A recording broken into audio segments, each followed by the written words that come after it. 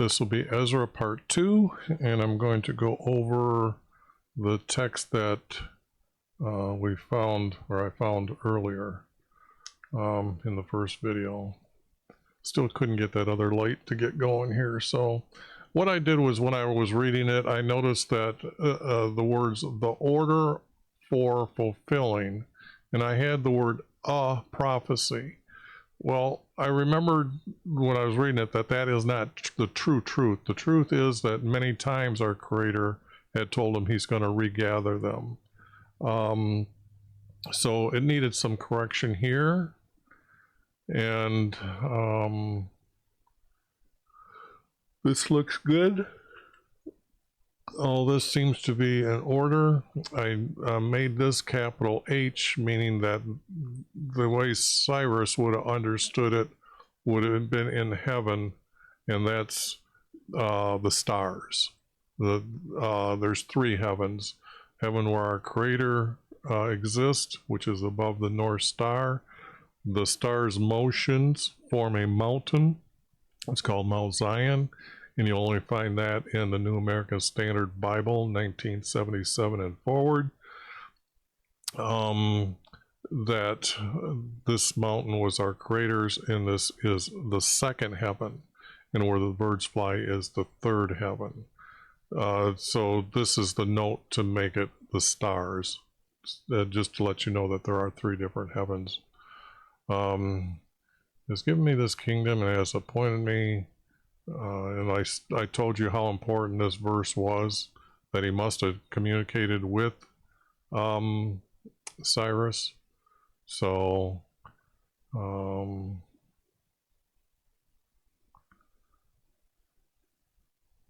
yeah, and I went through it and I thought this was pretty good. And then what happened here was, when I was cleaning it up, this verse was stuck here like this, and I forgot to get rid of this here, and then don't need that text anymore. But the object is now we can get into this text. This will be 3 here. The big change here, it was when. Now when, it needed to be after a few months. And it didn't, there's no real accuracy here to start out with as what the 7th could be described as the 7th month. But it could be true, but it's just that I wanted to be more truthful by saying when they went down there, and after a few months, I guess I should have put an S on the end, that arriving, remember this place is going to be just completely desolate, okay? Everything's going to be burnt down, everything's going to have overgrowth. So just to establish themselves, I'm trying to give this in the meaning of the words. By after a few months, then the skilled people came from our cities. Now we don't know how many people actually came down there, but there might not have been, what, maybe 20,000, 30,000? It's hard to tell what the number really is. But even if it's 30,000 people, yes, they would have went to their cities. They would have tried to, because the cities would have been the easiest to reestablish, and actually have a protection for each other and that type of thing. So I'm not sure if they went to each city everywhere in Israel and everywhere in Jerusalem or in Judah, but the object is they probably agreed on the way down there how they were going to stay grouped, because they would have known how many. But then it starts out with, it says the sons from our cities. Well, you can't just have anybody working, so I put the word skilled in there, because you need the skill to like hew blocks of granite, how to know how to stack them, how to build the scaffolding, how to cut the timber for the house, that's going to be needed to make the walls and the roof, and then the making of the items. So example, the altars were taken away. I can't remember if he took away the 2 tall pillars. They were all bronze. They would have been of value because bronze was reusable at that time. That's because it was a commodity that could be done over and over. But the object here is they gathered as one male in Jerusalem, the skilled workers, and the sons from this guy here, and the sons from this guy here. And to help us out, I want to get rid of this part of his name. And I will probably get rid of a lot of this to cut down their names so they become easier to be said in the future. Because I can see Jose being said here instead of whatever he's got here as a name. But their sons actually began, they didn't build, they needed crafting the altars. The altars were made out of bronze. And from my understanding, when they were making these castings, they had to go down to the Jordan River, which is like maybe 1,000 feet down from the hill country, because actually that Jordan River is 2,000 feet below sea level. So going down there, they had what was along the banks were clay that they could, instead of bringing everything up, they would just go down there and craft their item down there and then bring it up, because they're pouring hot steel into clay, and if the molds didn't work, they just remade the mold and repoured the casting. And that's how the altars were remade. So it's a crafting, not they just built it. Okay. When you see this group here, you notice that there's nothing really here as paragraphs like what we know that's going on. So a lot of these just need to be made smaller, because they weren't going to do any of this offering right after they got the altars built. They needed the priest to be assigned. We don't have that yet. So this isn't true here. This wouldn't have been true. There is no Feast of Booths, by the way. And then this here, there was no daily offerings. Maybe for the pagan priests, but not what our Creator had assigned through Moses. Our Creator did not care for the new moons. He stayed away from the moons as meaning anything, not even keeping day by them. A lot of people go by what they call a fortnight, which is a full moon month. So, but all this is not needed. Now comes our first dating from the first day of the 7th month. So now you can see why, and when I showed you that I guessed at it, here it is, the 7th month, and they've already done all these other things. So you can't really trust the date here. And they began to offer, and yet we still have not got the house built yet, because I know the rest of the story. They had a problem building the house. So what we had was it left up here that, and these would have been Levi's descendants. Anybody connected to building the house would have been Levi's, okay? Just to let you know. Now, those that were hewing the blocks, fine. But in putting them up and constructing the house, that would have been walking around in his courtyard and everything else. That was not done by regular people. It would have been done by the descendants from Levi. So, they built the altars, and then they gave money to the carpenters.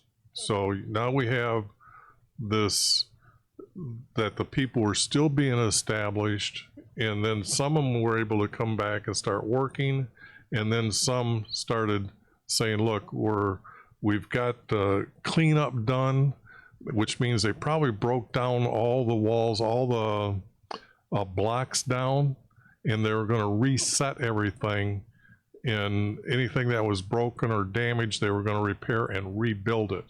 The object was to understand how they did this in a timeline, and to understand that they built the altars. Sure, that would have been nice. They could have had that done.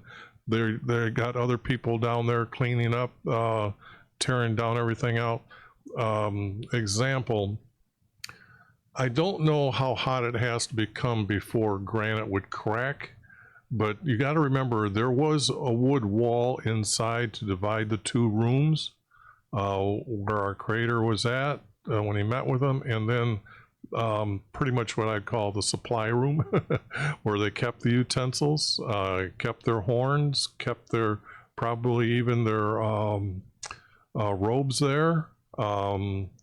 They had their horns there. They had the items that they used to carry, the poles needed to carry when they were moving the tent around. They probably still had those still around. All those would have been made out of wood and then covered over with gold.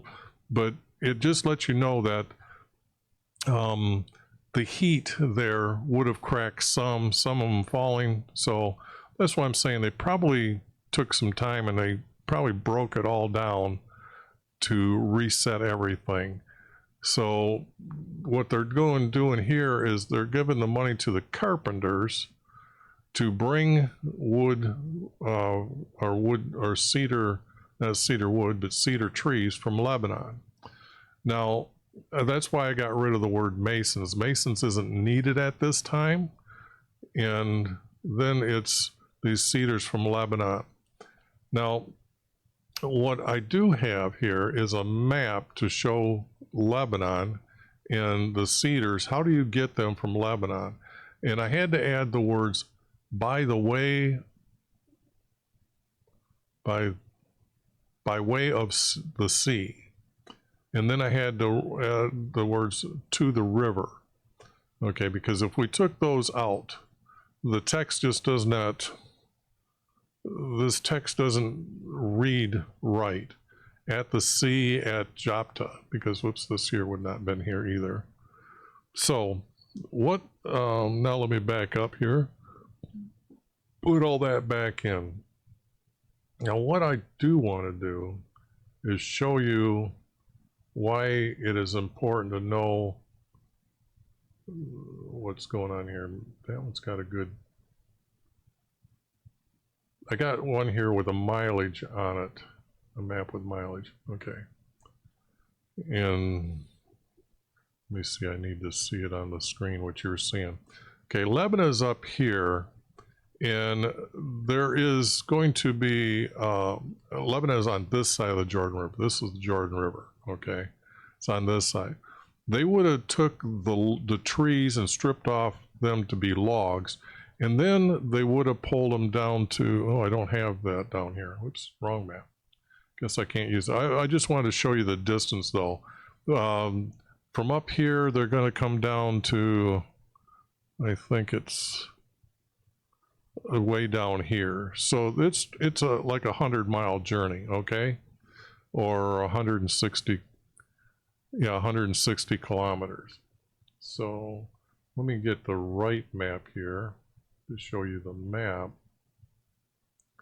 of the river, I guess, because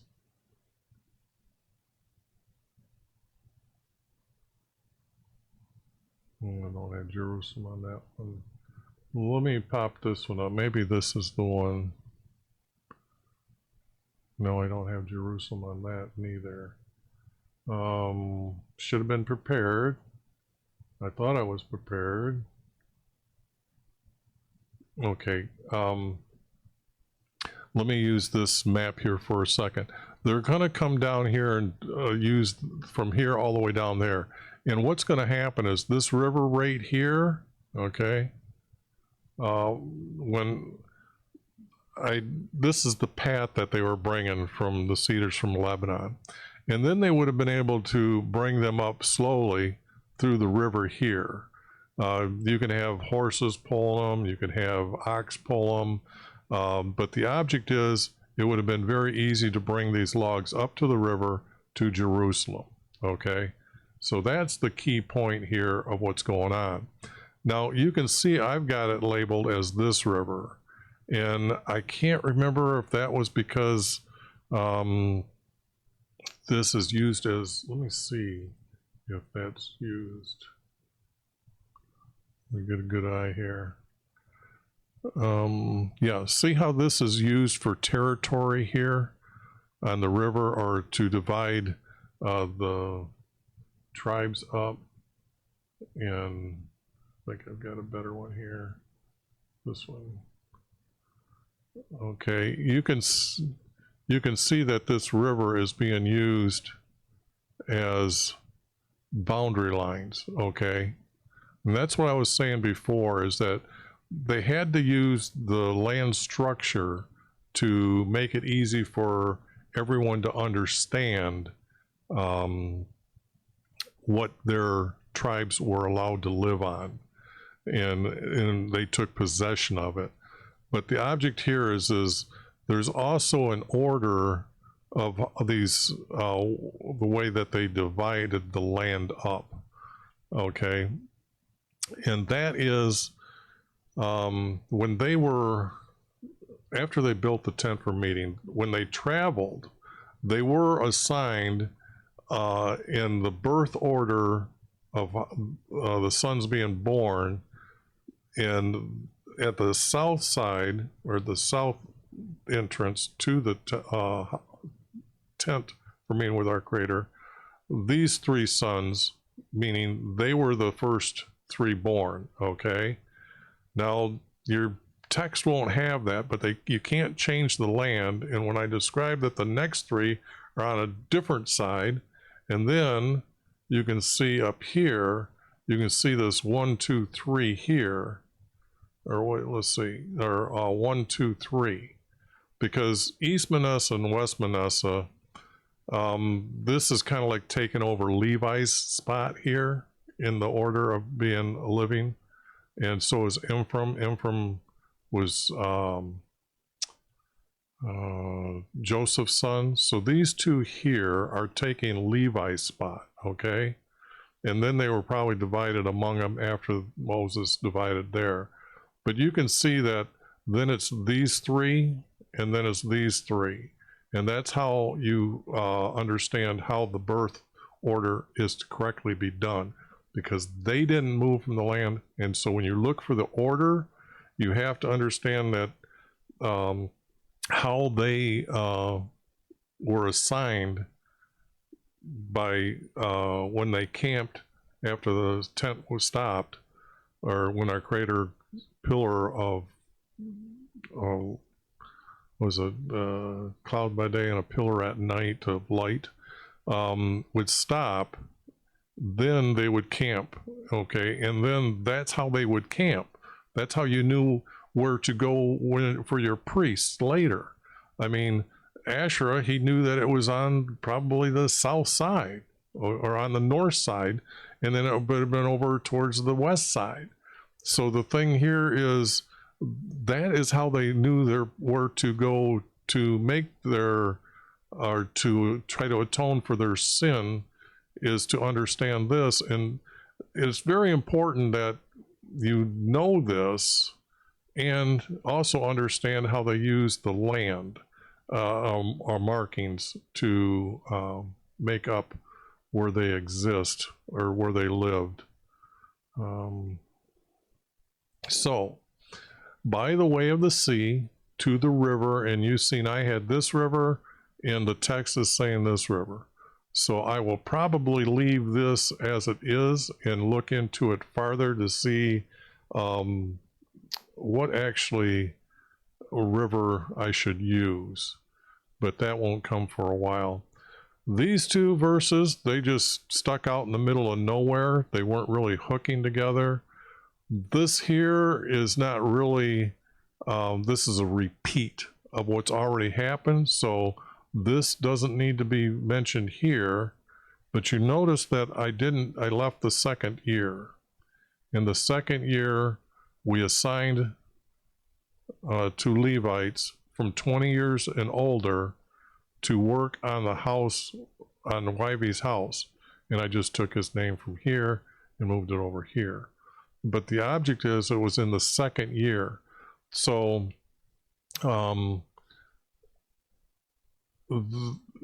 remember I was telling you last time that the calendar that Nebuchadnezzar set up was the calendar year of how our Creator assigned the year.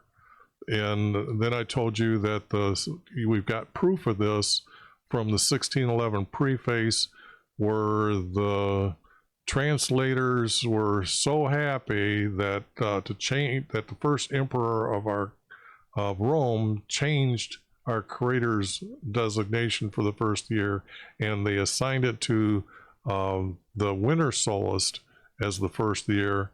And now, I want to quote what they said, the learned man will understand. Okay, so changing our Creator's timeline, or designation of how the 7 weeks and the first day of the first of the year was the Passover. So the dates here that are here being used are going to be in the order of what happened then. So all I can say is, in the second year, that's, like I'm saying, it took a while to clean it up. They're getting things ready. They're starting to get the timber ready. They're starting to do cleanup. Now, how long is it taken? Well, the first we've got sometime in the second year, okay? So this would probably be beginning the second year when it began, but we don't know when they started, but they had to start in the first year. It says in the very beginning of the text, it was in the first year of Cyrus that he commanded this to be done. I'm actually thinking it would have been the second year, because just the way the text in Daniel goes on the stories that are needed to be said then, and when you figure out timing and stuff, they had to talk the king into putting Daniel into the lion's den. So this is how I'm saving the second year and trying to say, okay, it could be the third year, it could be whatever, but it's going to be, now we're in the second year of the timeline of their coming back.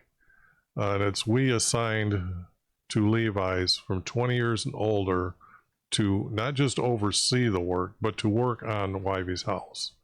Okay.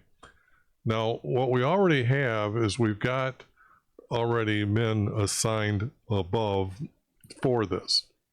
So this text is not needed. Whenever I come across the text first time, I try to use it, and then when I see double, I just get rid of them, because they seem to be wanting to jump in order back and forth, and it's not in orderly. Example, perfect. You try to read any of the 4 Gospels, and they're so out of order, it's not even funny. In fact, I can't remember which one it is.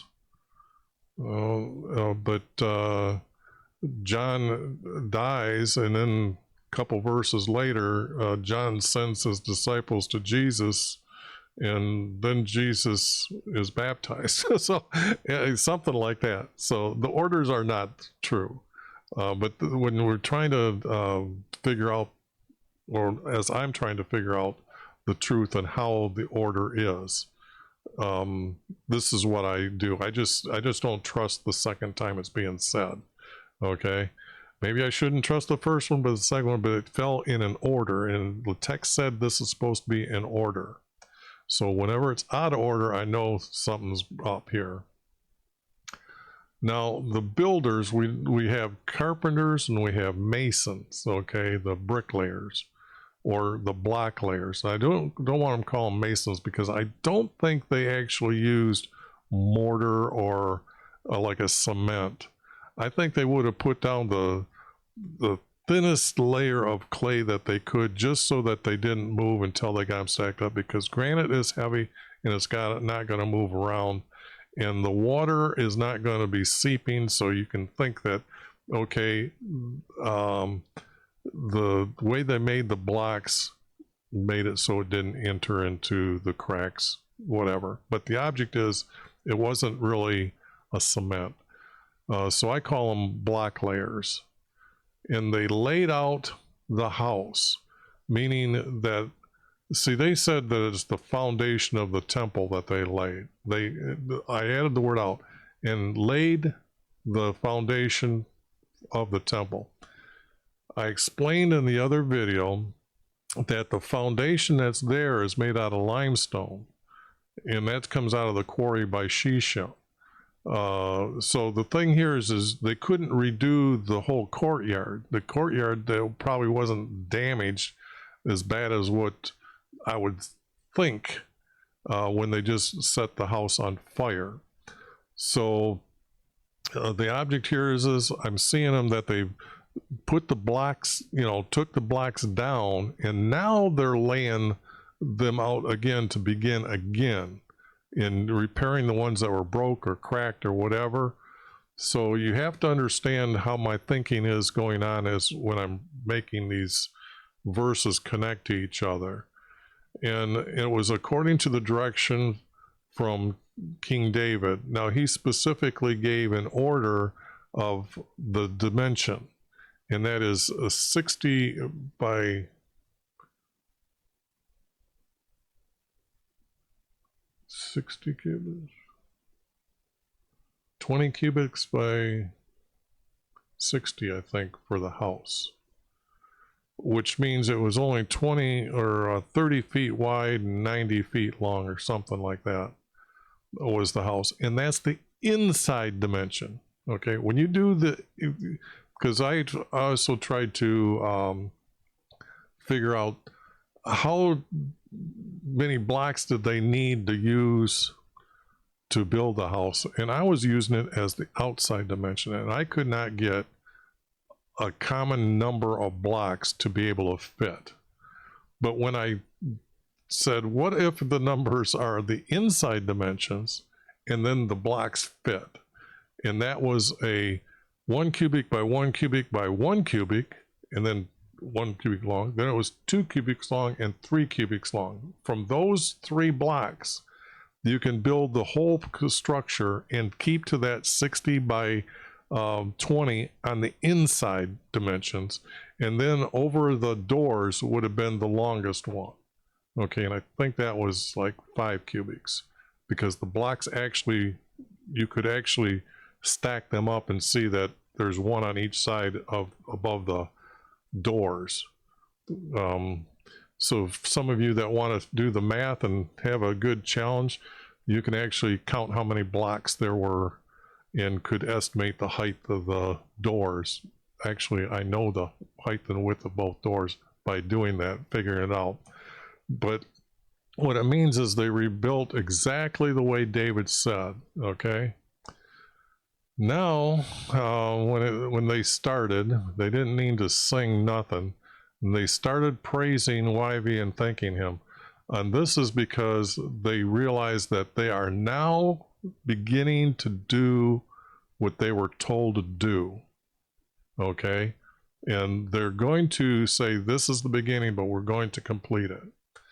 So they didn't need to sing praises, they just started praising and giving thanks to our Creator for his love, not his love kindness, but to Israel's. Now, some of you are new here, so there's a definition that is needed to be explained. Israel's are always known as the descendants from the male Israel. They are the ones that are always believing our Creator exists and obey him to their best ability. It is when you get to the kingdom being divided, and then it's the nation of Judah and the nation of Israel, that after Israel's gone, they got the label themselves as Judeans, okay? And then we know that from Malachi 1 or 2:11, Judah, the nation, married the daughter of a foreign god, meaning that they were meditating or sitting in darkness to have sex with a so-called female goddess. In Greek mythology, they use it in trick words as Athena was come out of Zeus's forehead. So everything has been hidden from you, but that's the truth of what's going on. That's why they were sent away. That's why they started doing stupid stuff, and the priests really started going on to the female goddess.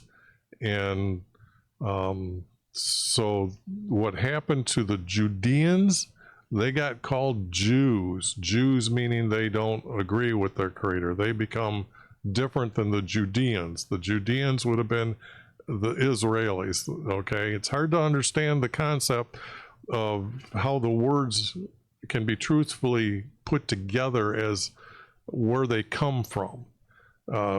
People today just trust whatever is being said out there by the secular world instead of looking to the text and seeing how the words develop through truth.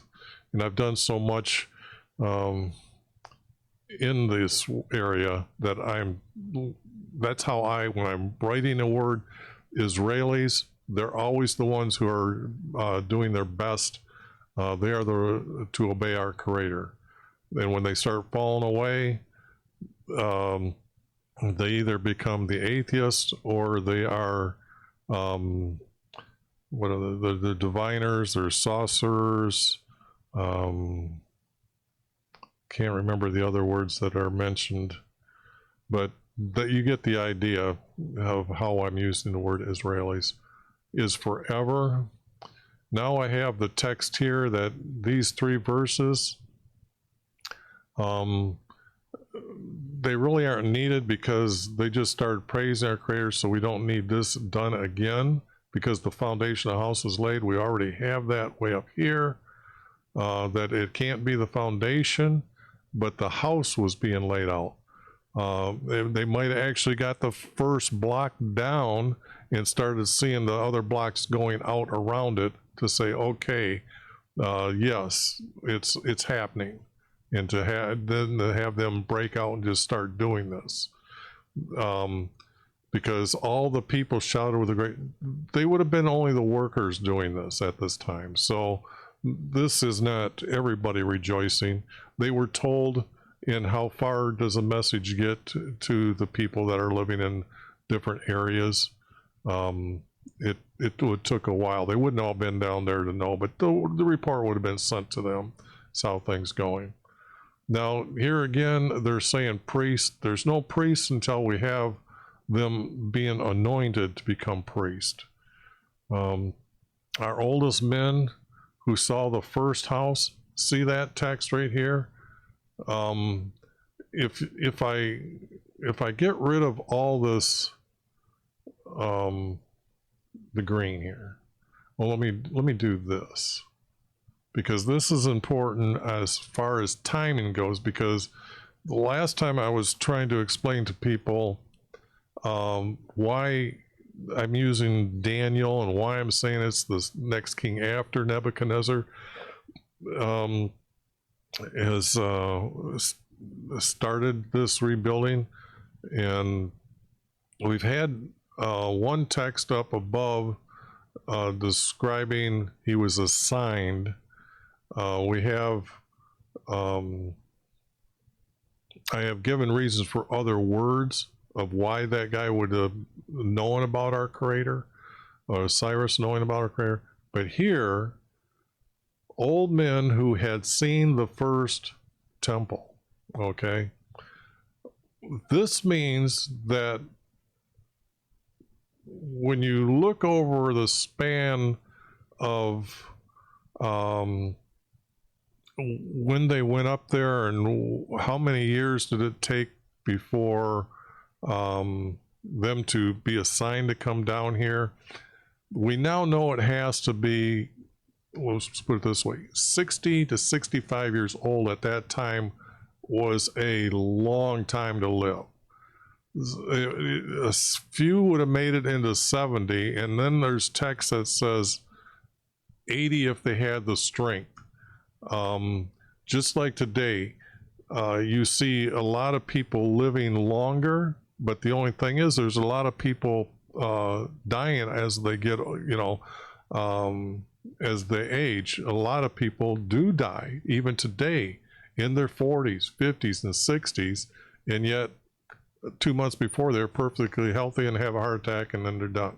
Okay, so these old men here, you put on an age of what, 50, 60? 60 would be reasonable. Now they were up there doing hard labor, so it's not like there's going to be a lot of guys to be able to do that and then to return at an elderly age. But 65, okay, now we have an understanding that the text is telling us that it was started within the years that these men had seen it, been carried away, and they've returned. Okay. How many years is that? That's debatable, that's arguable, but the object is the text is telling us it's not the 200 and roughly 150, 200 years that when you try to look it up online and what the secular world is trying to tell you, they skip over these verses like it's not there, because the text says from Persia. These guys come down from Persia, and Persia didn't happen for another couple hundred years. See, that's how they're using the word Persia. You reverse it and say this is important, and then take Persia and change it to Babylon. The story becomes very convincing, because like that name that is quite long that I showed you that they're using for Daniel, and change it back to Daniel because Daniel's name was changed by Nebuchadnezzar. Well, maybe it wasn't really, but the text is saying, okay, here's another name that's weird, but it's got that ending like like what Nebuchadnezzar day would have done. So this is very important to say that the timeline in Daniel's prophecy of 70 years before it is completed. Now we have these oldest men, our oldest men, would have been, because I try to do this with Daniel. I'm thinking Daniel is 40 years old when they're taken down. So yes, there are going to be guys that are in their 60s here. So it's very reasonable to sit there and say if they were up in Babylon for 20 years, 20 to 30 years, and now they're returning, that they would have seen the first one and they would have been 65 years old. It all makes sense that can be put together that the 70 weeks is really 70 years. And it's not just to complete the house, it's to complete Jerusalem as well. You have to understand the prophecies. So here we have the biggest proof that it is now in the time after Nebuchadnezzar has passed away. Okay, and they were rejoicing very loudly because it was laid out again. I had to add this words again because now when you realize that they're talking over and over about how it's been laid, you know the surface has now been completely cleaned up. That's why in the second year that would have been possible, that they would have been able to take down the blocks, and then the ones that were needed repair, they could be building that, working on that, and because they would have a number how many they need and what size they needed, and then they could have continued, and then you had those that were used before could be used again, in the timeline for the hewers to hew the new ones would have been later and could be simply then put in order or used later. So now When it's shouting for joy again, this just comes to, that's a double. What happened? Oh, I hit the Q and not the A. I've got so many macros that, anyways. Okay, now it comes to enemies of Judah. Okay, now this is the old nation of Judah, okay? And that's because we're going to start talking about beyond the river, okay? And you have to understand that those people did not get trashed as bad as the kingdom of Judah, okay? So that would have been on the other side. We'll see, what do I have up? If I have this up, Judah is about here, and I'm talking about these people that would be living over on this side here, okay? Even up higher. But these people have, let me just show you here in the text, that way you know what's going on. I just wanted to let you know that there were the enemies that were there from Judah, and they were enemies. This is more text saying that it was their elders would have remembered what happened, okay? So these people on the other side, they heard from their own people, because you have to understand that there's, let me see.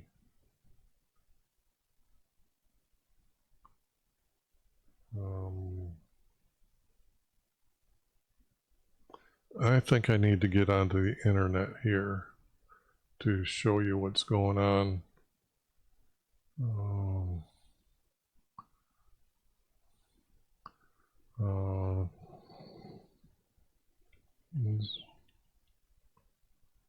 Let's see, geographical.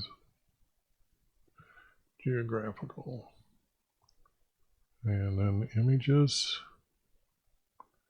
Now, what I'm trying to set you up is to have you understand the features of the land, because Moses was on, let's see, yeah. See, this is a mountain here, and there's another mountain here. Well, there's another mountain down here, and there's another one up even farther. But the object is somewhere in here, Moses looked down upon Israel and seen the hill country. So there are no mountains in Israel when you're standing on a mountain looking down. And I want to try to make sure you understand the layout of the land, so you can, so when I'm saying these things, you say, okay, yes, this is the truth. He's not just pulling it out of thin air. Boy, this is getting worse than I thought. Okay, here is a good image here that I use a lot. See how I said the river was 1,000 feet below the surface here, sea level? Let me see if I can do this. I think this is a straight line. Yeah, okay. Now you are seeing that, okay. So you can see how low it is that they went down to work on the clay banks. This is the Dead Sea, or I call it the Salty Lake. But they would have been working down here. You can see Jericho is down here, and you can see Jerusalem was up here. But up here is where I'm talking about, up in here. The people can actually look down and would have been able to see that there's people coming back in here, okay? Because to cross over here just to come up and visit, this place was desolated. So I'm just trying to make sure that you have an understanding of the layout in your head, because the story is going to keep referring to those people, and they're going to be saying beyond the river, okay? And I want to make sure that when I show you, it's going to, the words need to be added east of the river or west of the river. So now that you know that these old enemies that are living in that area heard from their people, because they would have been, some would have been out, maybe the shepherds or whatever, or the herders had, grazed and took their flocks out to graze and sat there and started noticing, hey, something's going on over there. They could look down and see it. That our exiles were rebuilding the house for YV. Now, here there was no, this is just the word they, okay? I had to go find this guy's name down farther. So what I want to cover real quick here is that he approached Zeru, and I shortened his name down. Now, this is the head of the priests that when they came down, his name was used in the first video, I believe. And he is the leader of the builders, okay? But who approached him? Because it has to be somebody, okay? But I'll get to that name in a bit. And they didn't say it. They needed to ask him, let us build with you, for we too seek your creator. See, some of them were descendants from Esau, okay? Because the kingdom Edom was, let's see if I still got that up. The kingdom of Edom existed a little bit below here. Oops, let me get rid of me here for a second. Where is it? Okay, you can see down in here, this would have been Edom's, okay? And then they had lived up and through here, but the descendants, after everything, they could have lived up in here as well. And this would have been one of them that says, we want to, or I want to help in rebuilding. Okay, because they would have most likely, some would have been still aware of the prophecies. So I'm using this guy's name because, okay, I got to get that.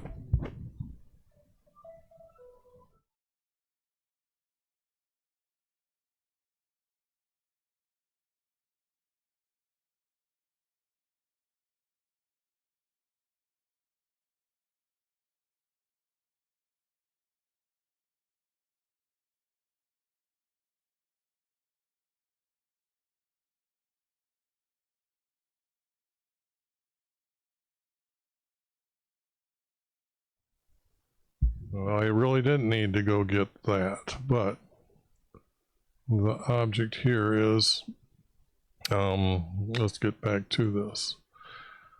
Down here farther is where I've got his name from 3 of these guys.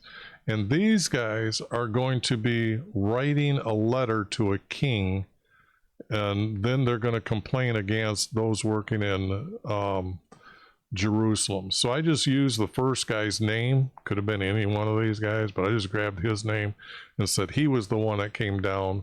So this is where I got that name that I'm using here.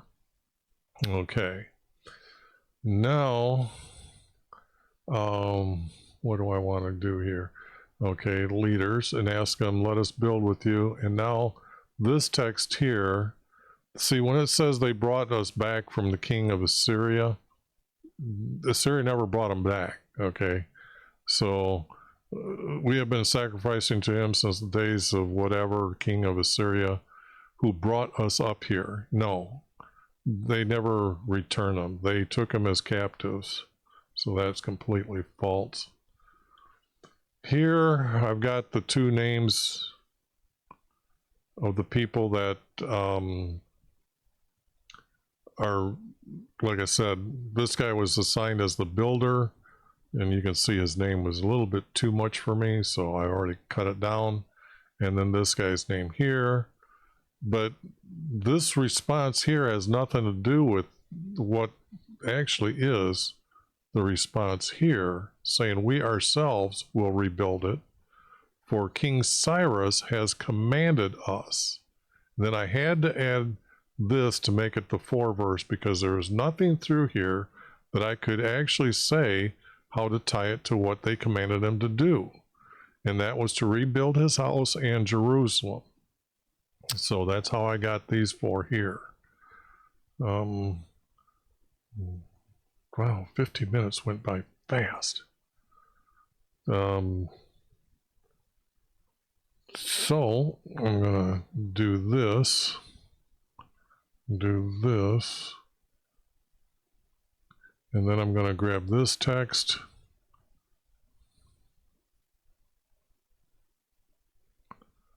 and that's all I got here for this. I guess I needed to explain a lot, and I'm not gonna re-explain it when I go into the next video. But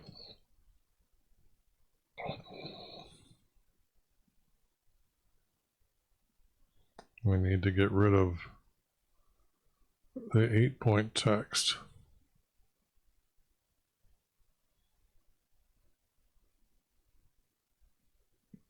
And then I need no format. A lot of times a lot of double spacing happens 23 times. Might want to hit this again and 2 more. Okay. Now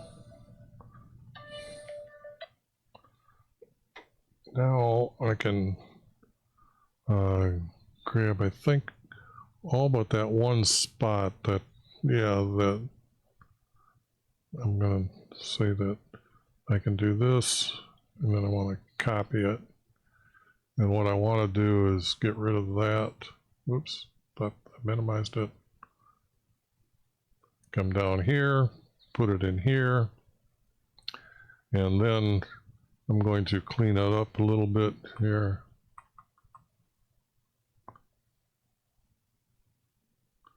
And this is no more needed. This here we don't need.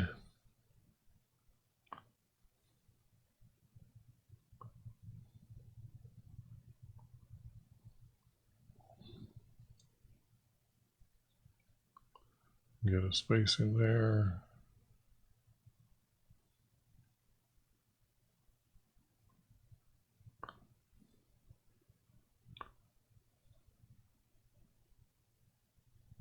And this was the one that I needed to put in question. I needed more study.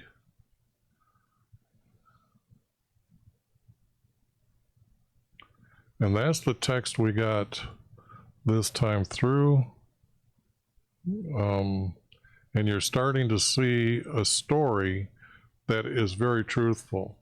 Now, I'm telling you, I spent probably 20 plus hours to get it this far, and you can see that I needed to explain a lot as I'm going through to make sure that you understand the story, how truthful it is, and that's how these verses are connecting together, because it is a continuing story in the order of things that are happening or did happen. So, and the great one was here were our oldest men who first saw the house, the first house. If it was 150 years later, no, they didn't. But now we know that that's not true in the Hebrew text. Now we know that the story Ezra and Ruth are not truthful. Okay, so you can throw those books out. Those aren't going to be needed, because as I'm doing this, Ezra is going to be the last one that I do, and then I'm going to go into the 4 Gospels and show you how those go together and how they end up being, how they're actually can be cleaned up and then put together as one great big story, and we have the truth of what's going on. And then you can actually put them together in order. I've pretty much done all that work, so that's probably going to take maybe about 2 months of explaining, maybe 3 months to get through all that. Even if I put up 2 hours of video every day, it's going to take that long to get through that. But what you're seeing here, from what I've already done, the Psalms, and then I'm going to do the prophets. I'm going to get back to the other 3 prophets. I just want to get to the 4 Gospels because I've really worked on them and got that really cleaned up to where then we can come back to the other 3 prophets and get a lot more of this true story of the ending, okay? And then what you've seen that's been found in the Psalms, and I will put a link in the bottom here that has all the links for all the videos that I've done, and so you can go back and look at them and see what's going on. And I've tried to label them to where I could pretty much tell you what prophet wrote what or what king wrote what by how the words were being used. And then when you go look at those videos, that when you search them, especially they'll be the first videos, and there was a couple times that it was kind of like, yes, this is the guy. And because I have to tell you the story, and then I said, well, this word doesn't make any sense. And then I was thinking about it, and I said, well, maybe it's this king. And I started going over some of the text on how of the stories I've known on different kings, and I was trying to say, okay, well, if it was this guy that happened at this time, because if you've seen my king timeline, it's pretty accurate. And then you could, by understanding anything talking about bad priests had to be at a certain time. Certain people could only have said certain words. David, he was leaping and running and with his spear, you know, and he was conquering land. There was no other one that went out and conquered land. Because when you look at the text, it's kind of like, how do you arrive to the verbiage being used? It is by those words that go in there. Another king would say, because we were besieged and the people were turning against me, they're starting to whisper things against me. Well, the only king that happened to was when they come down, Assyria come down and took over all of kingdom or nation of Israel, and then they returned. They were going to come down and take Judah, and they're at the gate boasting and bragging that we just got done killing all these guys and your God ain't going to do anything. And then later in that text we find out that this king is talking about we couldn't do anything, we had to rely on our Creator, and I realized that has to be from him. So there's a lot of importance into finding out the words that we can specifically say what is the true order when you see the formats show up and tell us what's truthful. Why do they put all that junk in? That's for another day to explain. But these guys were never good people. They were never truly believers that our Creator existed. So much wrong with the text that when you start seeing what I'm doing, this should make you jump up and down for joy that this is being revealed, that you actually see real text, real words, really how they wrote. I mean, it's when you look at the Psalms and see the difference, how the different lengths of the verses, that's that person's style, how they wrote. And then when you see it all grouped together, like, yes, that's one writer that wrote this. Then when I have a break, you can see that's a different style of writing. So right now we've got the same writer writing all this text, and it's not Jeremiah. So who is it?